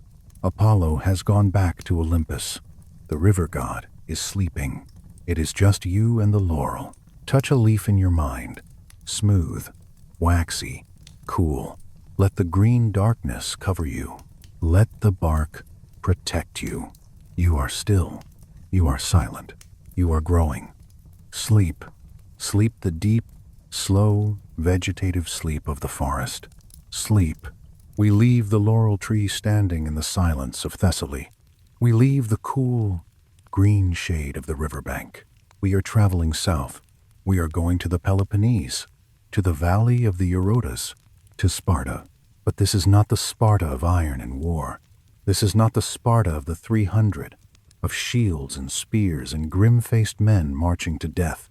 This is the ancient Sparta, the Sparta of myth, the Sparta of flowers. It is late spring. The valley is a bowl of golden light. The mountains of Taygetus rise in the west, purple and jagged, capped with snow. But down here, in the meadows by the river, it is warm. The air is thick with the scent of wild thyme, oregano, and blooming citrus. Buzz, hum, buzz. The bees are working. The cicadas are tuning their instruments. It is a lazy, golden afternoon. The kind of afternoon where time seems to stop completely. There are no wars today. There are no monsters to slay. There is only a game. Look at the meadow. The grass is short, grazed by sheep. It is a perfect carpet of green. 2 figures are standing there. One is Apollo. We know him. The golden one, the far shooter. He has set aside his bow. He has set aside his lyre. He is naked, save for a coating of olive oil that makes his skin shine like living marble. The other is immortal. His name is Hyacinthus. He is a prince of Sparta, and he is beautiful. If Apollo is the perfection of the god, Hyacinthus is the perfection of the man. He is young, athletic. His hair is the color of dark honey. His eyes are the color of the river. He is the beloved of the god. This is not a chase, like with Daphne. There is no lead arrow here. There is only gold, mutual, radiant, golden affection. They are companions. They are lovers. They are friends. They have spent the day hunting, but now they are resting. They are playing. They are practicing the discus. The discos. It is a heavy, flat plate of bronze. Look at the object lying in the grass. It is old, weather-beaten, but polished by the hands of heroes. It absorbs the heat of the sun. If you touched it, it would be warm. It smells of metal and dry earth. It represents the circle, the Sunday, the cycle. Apollo picks it up. Clink. He weighs it in his hand. He smiles at Hyacinthus. Watch this, he says. Not with arrogance, but with the joy of skill. I will throw it to the sun. Let us slow down time. We are going to watch the anatomy of a throw. Apollo steps into the circle. He wipes his hands on his thighs to remove the excess oil. He needs friction. He grips the edge of the bronze disc. His fingers are long, strong, elegant. He spreads his feet. He winds up, twist, coil. The muscles of his back ripple. The deltoids swell. The obliques tighten. He is a spring coiling up energy. He dips his knees. He spins. 1 rotation. 2 rotations. The world blurs around him. The mountains, the river. The boy they become streaks of color. Centrifugal force builds. The disc wants to fly. It pulls at his fingertips. He releases. A sharp exhale. The disc leaves his hand. Whoosh. It slices through the air. It rises. It climbs the ladder of the sky. It catches the sunlight. It flashes. A second sun. It goes higher than any mortal could throw. It goes higher than the birds. It hangs there, suspended against the blue vault of the heavens, spinning. Whirr. It is perfect. A masterpiece of trajectory. Hyacinthus watches it. He shades his eyes with his hand. He is laughing. He is delighted by the power of his friend. Higher, he shouts. Make it touch the clouds. He runs forward. He runs into the meadow, towards the place where he thinks the disc will land. He wants to catch it, or mark it. He is eager. He is full of youth and energy. He is running towards his fate. But they are not alone in the valley. There is a watcher, hidden in the trees, hidden in the air itself. Zephyrus, the west wind, the gentlest of the winds, usually, but not today. Today, the west wind is cold. Zephyrus also loved Hyacinthus. He loved the boy's beauty. He loved to blow through his hair. He loved to cool his sweat after a race. But Hyacinthus chose Apollo. He chose the heavy, solid, radiant sun over the invisible, shifting wind. And Zephyrus is jealous. Jealousy in a god is a dangerous thing. It turns the breeze into a gale. It turns the caress into a slap. Zephyrus watches the disc hanging in the sky. He watches the boy running across the grass. He sees the geometry of the moment. The boy, the disc, the intersection. A dark thought enters the mind of the wind. If I cannot have him, the wind whispers, no one will. If he loves the sun so much, let him be crushed by the sun's toy. The disc begins to fall. Gravity takes hold. It arcs downwards. It is coming down fast. A heavy plate of bronze falling from the clouds. It is aimed to land harmlessly in the open grass, far from the boy. But Zephyrus gathers himself. He compresses the air. He creates a pocket of high pressure. He waits for the perfect second. The disc is 50 feet off the ground. Hyacinthus is watching it, smiling, preparing to run to the landing spot. Zephyrus blows. Whoosh! A sudden, violent gust. A hammer of air. It strikes the edge of the spinning disc. It disrupts the gyroscope. The disc tilts. It veers. It changes course. It is no longer falling towards the grass. It is falling towards the boy. Apollo sees it. No, he cries. His voice cracks the sky. But even a god cannot stop momentum once it is released. Even the sun cannot stop the wind. Hyacinthus turns. He hears the change in the hum of the disc. He looks up. He sees the bronze rim rushing towards him. He does not have time to scream. He does not have time to be afraid. He just has time to look surprised. Thud. The sound is sickeningly dull. The heavy bronze strikes him. It strikes him on the head, or the temple. The force is immense. Hyacinthus falls. He falls like a flower whose stem has been snapped. He crumples into the grass. The disc bounces away, ringing like a bell. Clang, clang, spin, rest. Silence returns to the valley. The bees stop buzzing. The river seems to stop flowing. The west wind flees, horrified by what he has done, dissolving into the upper atmosphere. Apollo is there in an instant. He travels at the speed of light. He falls to his knees in the grass. He gathers the boy into his arms. Hyacinthus. The boy is limp. His head lolls back against Apollo's shoulder. He is heavy. The dead are always heavier than the living. Apollo looks at the wound. It is deep. The life is flowing out. Blood, bright, crimson blood. It flows over Apollo's hands. It flows over the golden skin of the god. It drips onto the green grass. Drip, drip, drip. Apollo tries to stop it. He is the god of healing. He knows every herb. He knows every incantation. He knows the structure of every vein. He presses his hand against the wound. He pours his divine energy into the boy. Heal, he commands. Knit, close, live. He recites the charms of Paean. He hums the songs of regeneration. But it is no use. The wound is fatal. The soul is already leaking out, like water from a broken jar. The fates, the Moirai, have cut the thread. Not even Apollo can stitch it back together. If he were a mortal, he would weep, but he is a god. His grief is vast. It is a weather event. The sun dims. The sky turns a bruised purple. He holds the boy close. He feels the warmth leaving the body. It is a slow cooling, from the hands to the arms to the chest. The heart stutters. Thump, thump, thump. Stop. The chest is still. Hyacinthus is gone. The most beautiful boy in Sparta is dead. Killed by a game. Killed by the wind.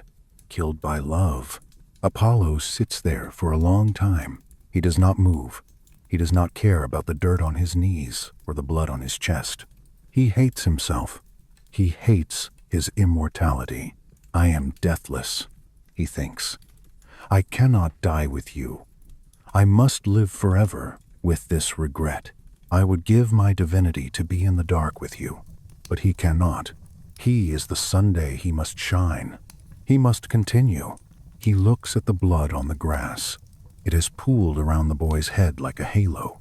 It is soaking into the earth, the greedy earth that drank the blood of the python. But this blood is innocent. Apollo makes a decision. You shall not go to Hades, he whispers. You shall not cross the dark river. You shall not become a pale shade in the gloom, forgetting your name. I will keep you here, in the light. I will write my sorrow on the earth. He touches the blood. He exercises his power, not the power of healing, but the power of creation. Metamorphosis. Watch the blood. It begins to change. The red liquid shimmers. It thickens. It bubbles. Pop, pop. It is not clotting. It is sprouting. From the pool of blood, a stem rises. Green, tender, pale. It grows fast. It pushes up through the dead hand of the boy. It grows leaves, long, slender leaves, like the blades of swords, but soft. And then the flower. It unfolds, unfurl, open, bloom.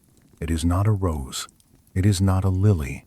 It is a hyacinth, or perhaps the ancient iris. The taxonomy of myth is fluid. But look at the color. It is deep purple, violet, crimson, the color of royalty, the color of dried blood, the color of twilight. It is a cluster of bell-shaped blossoms, heavy, drooping, as if the flower itself is bowing its head in grief. And look closer. Look at the petals. Apollo takes his finger. He traces a pattern on the petals. He writes on the flower, I, Alpha, Iota, I. It is the Greek cry of grief. Alas, woe, oh, sorrow. He signs the flower with his pain. He brands the beauty with his regret. Every spring, when this flower blooms, the world will read the cry of the god. I. The boy is gone. The flower remains. Apollo stands up. He leaves the body. The mortals will come and bury the shell. They will build a tomb. They will hold a festival, the Hyacinthia, 3 days of mourning, followed by celebration. But Apollo takes the essence. He takes the flower. He weaves it into a wreath. He places it on his head. The scent of the hyacinth is sweet, heavy, intoxicating. It smells of spring rain and memories. He picks up his lyre. He picks up the discus. The bronze disc is cold now. The heat of the throw has dissipated. He looks at it, the instrument of death. He does not throw it away. He keeps it, because you cannot throw away your mistakes. You have to carry them. He ascends. He climbs back into the sky. The sun brightens again, but it is a different light now. It is a mature light. It is not the harsh, blinding light of noon. It is the golden, slanting light of the late afternoon, the golden hour, the light that makes everything look beautiful, but also sad, the light of nostalgia. Apollo has learned a lesson that immortality usually prevents you from learning. He has learned about loss. He has learned that things break, that beauty is fragile, that the wind can change in an instant. He plays a note on his lyre. Pluck. It is a minor key, a sad chord, but it is beautiful. It is the most beautiful sound he has ever made, because now his music has a soul. It has the weight of experience. Let us rest in the valley of Eurytus. The god has gone. The wind has died down. The meadow is quiet. The grass is green again. But in the center of the meadow, there is a patch of purple flowers. They sway gently. Sway. Nod. Sway. They are the children of the blood. Imagine you are lying in that meadow. The air is warm. The ground is soft. The scent of the hyacinth drifts over you. It is a lullaby for the senses. You feel a gentle heaviness in your limbs. Not the heaviness of exhaustion, but the heaviness of a story well told. The heaviness of a heart that is full. Regret is not a bad thing. Regret means you loved something. Regret means you lived. Let the AI on the petals fade into a soft hum. It sounds like a sigh of relief. Let go of your own regrets. Imagine them turning into flowers. Plant them in the dark soil of your sleep. Let them bloom into something beautiful. You don't have to carry them anymore. The earth will carry them for you. The river Eurotas flows by. Wash, wash, wash. It washes away the oil.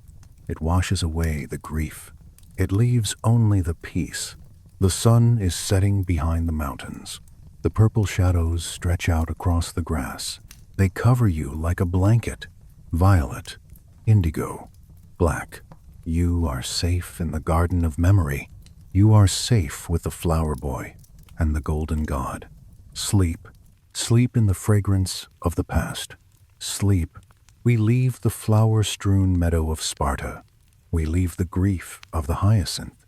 We are traveling east again, across the Aegean, to the coast of Asia Minor, to the Troad, to the beach of Troy. It is the 9th year of the war, but we are not here for the clash of swords. We are not here for the walls of the city. We are here for the camp.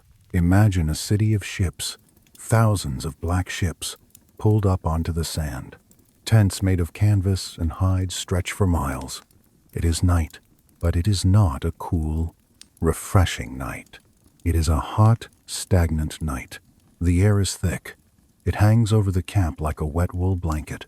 It smells of unwashed bodies, of rotting seaweed, of old wood smoke, of anxiety. Hum, buzz, slap. The mosquitoes are biting. The dogs are restless. On the edge of the camp, near the surf, a man is walking.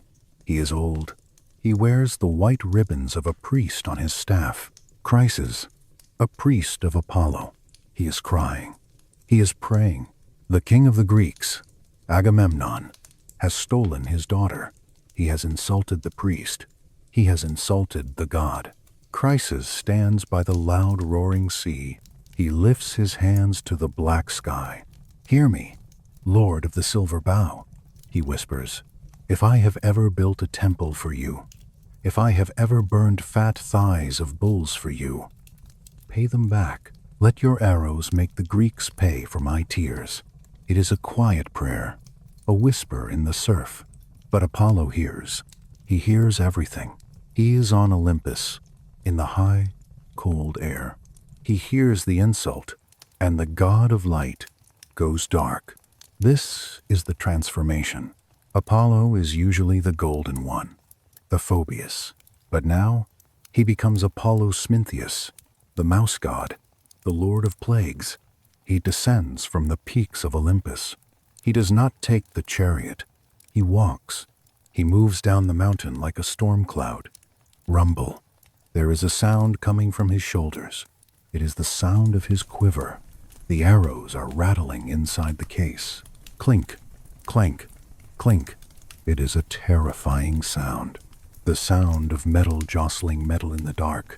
Homer says, "He came like the night." He sits on a hill overlooking the Greek ships. He is invisible. He is just a density in the darkness, a pressure in the air.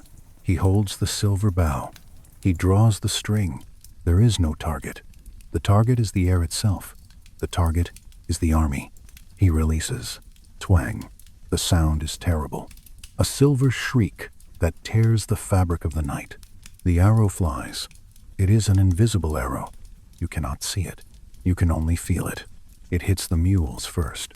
Then the swift dogs. The animals start to die. They fall in the sand, foaming at the mouth. Then he aims at the men. Twang. Hiss. Thud. The arrow strikes a soldier. He does not bleed. He shivers. Cold. Then, hot, the fever begins. Let us slow down and enter the sensation of the fever. It is the heat of Apollo, distorted. The soldier is lying in his tent. He feels a fire burning in his bones. Burn, burn, burn. His skin is dry like parchment. His lips are cracked. He closes his eyes, but he sees bright, flashing lights. The sun god is inside his head, blinding him. He is thirsty. Water, water, but water does not help. The heat is generating from the marrow. The camp becomes a nightmare. For 9 days, the arrows fly. Twang, twang, twang. A rhythmic, relentless drumming of death. The pyres begin to burn. Wood piled high, bodies on top. The smoke rises. Thick, black, greasy smoke. It blots out the sun. It creates a miasma, a pollution. Apollo is purifying the camp by burning it. He is the surgeon who cuts out the rot with a hot knife. It is brutal. It is terrifying, but it is also order. The Greeks broke the law. They insulted the priest. They disrupted the balance. Apollo is restoring the balance with fire. He stands on the hill, his face impassive. He is not enjoying it. He is not hating it. He is simply executing the law of cause and effect. If you touch the sun, you burn. The heat is oppressive. The weight of the god is crushing. The soldiers are delirious. They are hallucinating. They see the god standing over them, huge and shining, blocking out the stars. They realize their smallness. They realize that they are just leaves, and he is the fire. But then, the smoke clears. The Greeks repent. They return the daughter. They offer sacrifices. They wash themselves in the sea. Apollo lowers the bow. The rattling in the quiver stops. The fever breaks. Sweat. The soldiers wake up. Their skin is cool. The air is clear. The miasma is gone. Apollo turns his back on the war. He has reminded them of his power. Now, he must remember his other nature, the healer. He ascends. He leaves the dust of Troy. He leaves the smell of burnt flesh. He travels to a different place, to a green valley in Epidaurus, or Tricca, or Kos, a place of healing. But he cannot heal alone. The god is too powerful, too distant. He needs a mediator, a bridge between the divine fire and the human body. He needs a son. We travel back in time for a moment, to a tragedy, to the pyre of Coronis. Coronis was a princess. Apollo loved her. She was pregnant with his child, but she was unfaithful. A crow told Apollo, In his rage, or Artemis's rage, she was killed. Her body was laid on the funeral pyre. The flames were licking at her dress. Crackle, snap. But Apollo could not let his own blood burn. He stepped into the fire. The flames parted for him. He reached into the womb of the dead mother. He pulled out the living child. The first cesarean section, a birth from death, a rescue from the fire. This child is Asclepius, the god of medicine. Apollo carries the baby to the centaur Chiron, the wise teacher of the woods. Teach him, Apollo says. Teach him the roots. Teach him the knife. Teach him the gentle touch. And Asclepius learns. He surpasses his father. Apollo heals with magic and light. Asclepius heals with science and earth. He learns the secrets of the poppy, the willow bark, the snake venom. He becomes the mild god, the gentle one. Now, let us enter the temple of Asclepius, the Asclepion. It is centuries later. The Trojan War is a distant memory. We are in Epidaurus. It is a sanctuary, a hospital, a spa, a cathedral. The atmosphere here is the opposite of the Trojan beach. It is cool, green, quiet. The air smells of pine, cypress, and sterile stone. You are a pilgrim here. You are sick. You have a pain in your chest, or a blindness, or a fever. You have come to be healed. You walk through the propylaea, the gates. You leave your old life behind. You wash in the sacred fountain. Splash, rinse, cool. The water is cold. It washes away the heat of the fever. You offer a honey cake to the snakes. Yes, snakes, the Asclepian snakes. They are everywhere in the temple. Large, non-venomous, golden brown serpents. They slither over the marble floors. They coil around the columns. Slither, hiss, rustle. They are not scary. They are sacred. They represent the earth. They represent shedding the old skin to reveal the new. Rebirth. You are led to the Abaton, or the Enkoimaterion, the sleeping hall. It is a long, open colonnade. The floor is made of smooth stone. There are pallets of sheepskin laid out. This is the ritual of incubation, inquimesis, sleeping in. You are not here to take medicine. You are here to dream the cure. It is evening. The sun is setting behind the mountains of the Peloponnese. The light is soft, violet, fading. The priests come. They are dressed in white linen. They walk softly. They extinguish the oil lamps. Puff, darkness. The Abaton is filled with shadows. You lie down on the sheepskin. It is soft. It smells of lanolin and herbs. Listen. What do you hear? You hear the wind in the pines. Shh, shh. You hear the fountain bubbling nearby. Burble, trickle, and you hear the sound of the snakes. Dry scales, moving over stone. Scrape, slide. It is a rhythmic, hypnotic sound. It tells you that the god is present. Asclepius is here, and behind him, the golden shadow of Apollo. You close your eyes. Your body is heavy. Your pain is a dull throb. You let go. You sink into the temple's sleep. This is not a normal sleep. It is a heavy, magical slumber induced by the atmosphere, the exhaustion, and perhaps the herbal tea the priests gave you. You drift down, down, down, into the dark, cool earth, away from the burning sun of the plague, into the soothing shadow of the cure. The dream comes. In the dream, the god appears. He looks like a kind, bearded man. He holds a staff with a snake coiled around it. He approaches you. He does not speak. He acts. He touches the part of you that hurts. His hand is cool. Touch. He applies a salve. Or he performs a surgery without a knife. Or he simply looks at you with infinite compassion. Or maybe, In the dream, a snake comes. It licks your wound. Flick, flick. The tongue is soft. The venom is the cure. You feel a sensation of release. The knot in your chest unties. The fire in your blood goes out. The fever breaks. Coolness. It spreads through your body like water spreading through dry soil.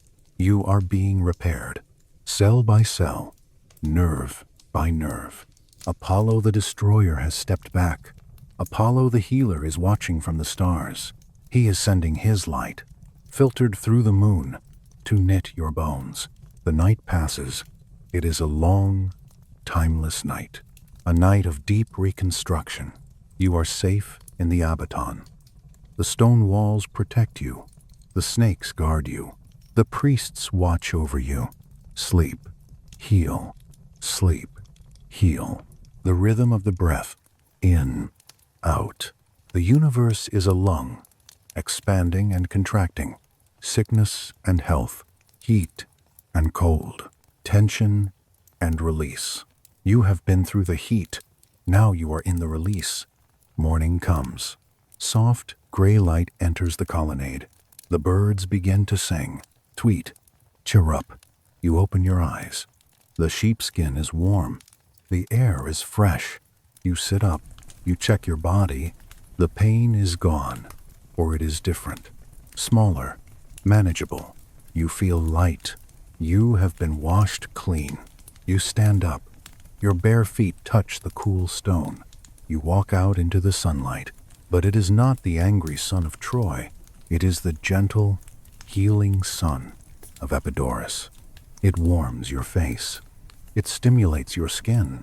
You see the temple of Apollo nearby. You bow. Thank you, you whisper. Thank you for the arrow that tests us, and thank you for the hand that heals us. You understand now. Apollo is the cycle. He breaks you down so you can be built up again, stronger, purer. He is the fever that burns out the infection. He is the sleep that restores the mind. You walk towards the fountain to wash your face. The water is clear. You see your reflection. You look tired, but alive. You are a survivor of the god. The snakes have returned to their holes. The priests are sweeping the floor. Swish, swish. Life goes on, but you carry the quiet of the Abaton inside you. You carry the cool stone in your heart. Let that feeling settle over you now. The feeling of the post-fever, cool. The feeling of the fresh sheets. The feeling of the drink of water after a long thirst. Quenched, cooled, healed. The silver bow is hung on the wall. The arrows are put away. The snake is sleeping in its basket. The god is resting, and you are resting too. Drift back into the Abaton. Lie down on the stone. Let the darkness cover you. Let the snakes whisper their lullaby. Sleep. Sleep in the arms of the healer. Sleep. We leave the cool, stone halls of the healing temple. We leave the complexity of medicine and the drama of the plague. We are going to the countryside, to the rolling green hills of Thessaly, to the kingdom of Pherae. It is a simple place, a land of farmers, of herdsmen, of seasons. And here we find a stranger. He does not look like a god. He does not glow with the blinding light of the sun. He is dressed in a rough tunic of undyed wool. It scratches his skin slightly, a constant reminder of his new reality. He wears sandals made of simple leather, worn thin by the rocks. He carries a wooden staff, polished, smooth by the oils of his hand. This is Apollo, but he is Apollo Nomios, Apollo of the pastures. He is being punished. Zeus, the king, was angry. Apollo, in his grief for his son Asclepius, had killed the Cyclopes, the makers of lightning. For this crime, he was stripped of his divine privileges for 1 great year. He was sentenced to serve a mortal, to live as a man, to work for his bread. He serves King Admetus, but Admetus is a good man. He does not treat the stranger as a slave. He treats him as a guest, a friend, And so, the punishment becomes a retreat. It becomes a vacation from divinity. Imagine the sensation of stepping down from the sky. For eons, Apollo has looked down on the earth from above. He has seen the big picture, the wars, the migrations, the fates of empires. Now, he sees the small picture. He sees the grass bend, sway, rustle. He is kneeling in a meadow. He looks at a single blade of grass. He sees the veins in the leaf. He sees the drop of dew clinging to the tip, reflecting the world upside down. He smells the clover, sweet, earthy. He realizes that this, too, is a universe. He is tending the herds, cows, sheep, goats, large, slow, gentle beasts. He learns their rhythm. Animals do not worry about the future. They do not regret the past. They live entirely in the now. Chew, crunch, grind, swallow, step, thump, squelch, sleep. Apollo matches his breathing to the breathing of a cow. It is a slow, heavy, comforting sound. Huff, huff. The heat of the animal's flank warms him. The smell of the milk and the hay surrounds him. It is a heavy smell, but it is not unpleasant. It is the smell of life. He learns to shear the sheep. Imagine the sensation. His hands, the hands that slew the python, now hold the shears. Snip, snip, snip. The wool falls away. Thick, greasy with lanolin. Soft. He touches the sheep's skin. It is pink and warm. The sheep trusts him. It leans against his leg. Apollo feels a strange emotion. Not pride, not victory, but tenderness. Simple, undemanding care. He is not saving the world. He is just keeping a sheep warm, and that is enough. The days are long and slow. The sun moves across the sky, his own chariot, driven by another, or perhaps moving on autopilot, and he watches it from below. He feels the heat on his neck. He wipes the sweat from his brow. Salt. He is mortal for now. He feels thirst. He drinks from the river Amphrasos. He cups his hands. Scoop. The water is cold. It tastes of the mountain snow. It is the best water he has ever tasted. Better than nectar, because he earned it. He sits under an oak tree. He does not have his golden lyre. That is locked away on Olympus. He has made a new instrument, a simple pipe, a flute of reeds, or perhaps a kithara made of wood. He plays. Toot, whistle, hum. The music is not the complex mathematics of the spheres. It is a folk song, a melody of the wind and the hills, and the magic happens. The pastoral magic. The animals hear the music. The cows stop chewing. The sheep look up. But it is not just the domestic animals. From the edge of the forest, the wild things come. A lynx, with tufted ears and golden eyes. It creeps out of the shadows. It does not attack the lambs. It lies down. Purr. A lion. A spotted leopard. A deer. Prey and predator. They lie down together in the grass, lulled by the god's simple song. Apollo creates a peaceable kingdom. For this 1 year, in this one valley, there is no death. There is no hunting. There is only the music and the afternoon sun. Even the stones seem to soften. The trees lean in to listen. King Admetus comes out to visit his herdsmen. He sits beside Apollo on the grass.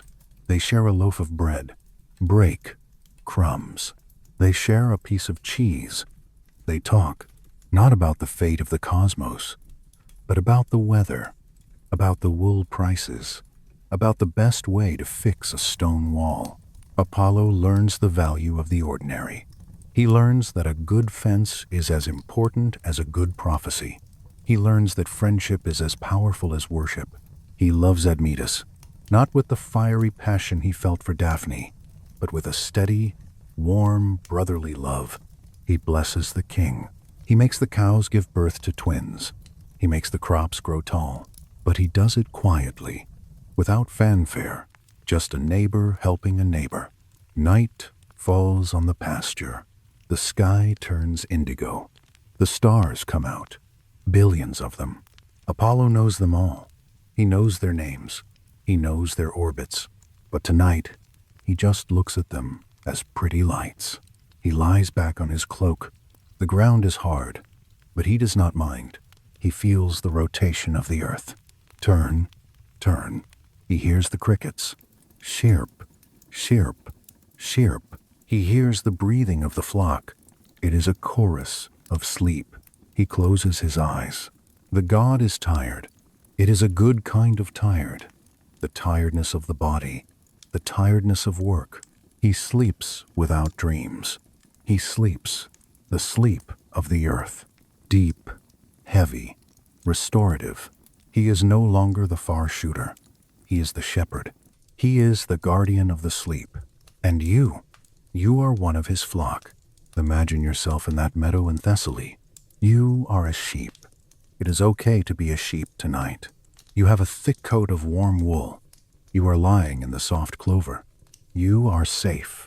The shepherd is watching. The lynx is sleeping beside you. The lion is snoring. There is nothing to fear. The music of the pipe drifts over you. Simple, repetitive, gentle, low, high, low, high. It weaves a fence of sound around you, a boundary that keeps the nightmares out. You feel the warmth of the other animals, the warmth of the herd. You are part of the simple life. You don't have to be a god. You don't have to be a king. You just have to be. Breathe in the smell of the grass. Breathe out the dust of the city. The year passes slowly, season by season. Spring, summer, autumn, winter, and in every season, there is peace. Let the feeling of the pastoral settle into your bones. The simplicity, the humility, the quiet. Admetus is sleeping in his castle. Apollo is sleeping in the field.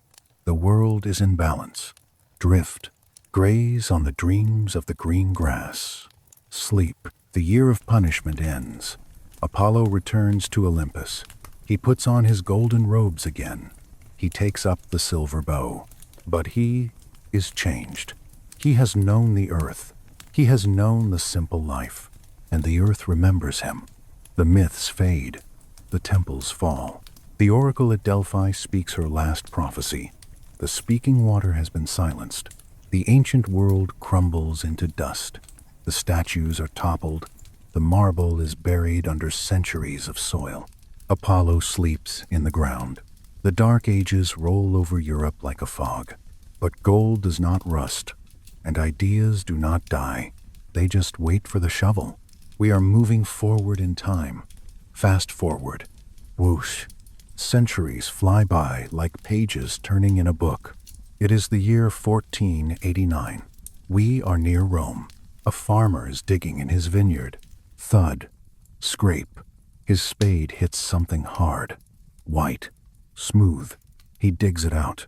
It is a statue. White marble. A young man. He has a cloak draped over his arm. He has just released an arrow. He is looking into the distance. Calm. Radiant. Perfect. The Apollo Belvedere. They lift him from the earth. They wash away the dirt. And suddenly, the light returns. The Renaissance begins. The statue is placed in the Vatican. Artists come to see it. Michelangelo, Raphael. They stare at the perfection of the form. They see the balance, the reason, the harmony. They remember, this is what we can be, they think. We are not just sinners in the mud. We are capable of beauty. We are capable of reason. Apollo becomes the symbol of the Enlightenment. He steps out of the museum and into the mind. He becomes the spirit of science, the spirit of logic, the spirit of art. He is no longer a god who demands goat sacrifices. He is the idea of order. He is the light that drives away the shadows of superstition. Imagine a library. Old, dusty, quiet. Sunlight streams through the high windows. Dust motes dance in the beams. Dance. drift, dance. Scholars are reading. They are measuring the stars. They are dissecting the human body to heal it. They are writing music. Apollo is there. He is the silence in the library. He is the focus in the microscope. He is the logic in the equation. He is the quiet, steady light of the human mind waking up. And then, the final leap. We move to the 20th century, the year 1969, July, the height of summer, the same season when pilgrims used to walk to Delphi. But now, the pilgrims are engineers. The temple is a launch pad. Florida, Cape Canaveral. A rocket stands on the pad, the Saturn V. It is 363 feet tall, a white pillar, a Doric column made of aluminum and fire. It is named Apollo. Apollo 11. Think of the name. They chose him, the god of archery, the god of prophecy, the god of light. They are going to shoot an arrow at the moon. The countdown begins. 10, 9, 8. The voice of the controller is calm, rational, Apollonian. Ignition sequence start. 6, 5, fire. Row R. The sound is not like the lyre. It is like the python screaming. It is the sound of pure energy, but it is controlled. It is directed. The rocket rises. Lift off. It rises on a pillar of flame. It pierces the sky. It leaves the atmosphere. It enters the silent, black ocean of space. Inside the capsule, 3 men. They are floating, weightless. They are the new Argonauts. They travel for 3 days. They approach the moon. Artemis, the twin sister. Apollo is visiting his sister. The eagle lander separates. It descends. The surface of the moon is gray, desolate, silent, dust, craters. It looks like the island of Delos before the birth. Barren rock. The engine cuts. Contact light. Okay. Engine stop. Silence. Absolute, cosmic silence.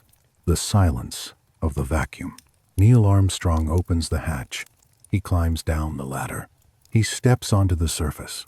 That's one small step for man. A human footprint in the gray dust. Just like the footprints on the sacred way. Just like the footprints in the vineyard. Apollo has landed. Not the god, but the spirit of the god. The urge to explore. The urge to know. The urge to shine light into the darkness. Look back at the earth. From the moon, the earth is a marble. Blue, white, swirled with clouds. It hangs in the black void. It looks fragile. It looks precious. It looks like a single, floating island. A global Delos. For the first time, humanity sees itself as a whole. We see the unity, the harmony of the spheres. Apollo's greatest gift was not the prophecy. It was the perspective, to see the world from a distance, to see the beauty of the order. The astronauts return. The rocket splashes down in the ocean.